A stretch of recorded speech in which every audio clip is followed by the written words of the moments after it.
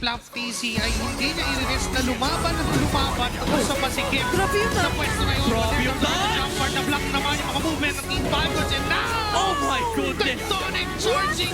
Nakita tayo mula sa kanya. Great game sense mula dito kay Haji, no? Na-knock up ng dalawang beses. Pero wow! Pero set up na naman mula kay Super Yoshi Texture sa dalawa. Super Marcos gonna go down. Yung si Ryzen ay tumatahi at Kumpleto naman dito ang Baby Cakes at aabante na rin dito sila JP. Op. Ang sakit nanunuot. Pero may final slash na block!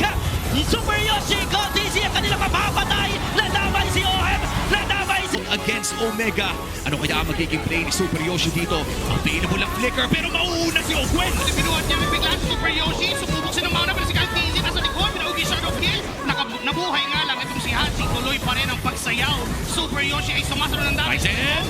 At may textures na pwedeng inabang. Ryzen goes in. Super Marco ay low. Inabot pa ng mga Ionic Blades. Out of everything na nakakala mo makakalamang na Sport Omega.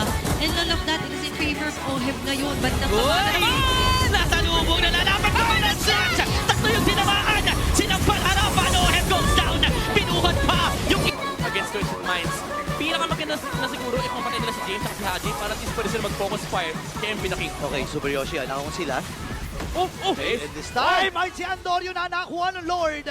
Habang isasakripisyo ata nila itong si Super Yoshi. Pop yung immortality pero makakatakas pa. Tapos sa tayo dito. Ang problema ay patatanggalin na nga rin dito ng squad ng Super Yoshi. Rather, hahabol ang Twisted Minds. And si Haji. No way. Haji pa rin si Super Yoshi. Nag-report na ng sobrang daming